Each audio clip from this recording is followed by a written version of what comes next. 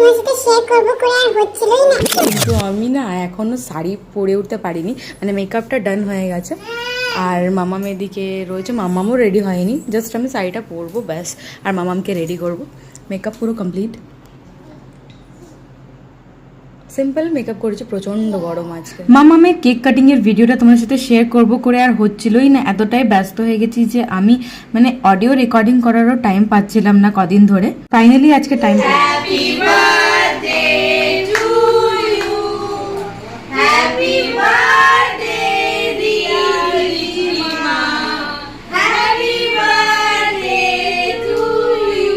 মামামের বার্থডেতে তোমরা প্রচুর প্রচুর প্রচুর উইশ করেছো, সবাই প্রচুর ভালোবাসা দিয়েছো, আমি তার জন্য অনেক থ্যাঙ্কফুল।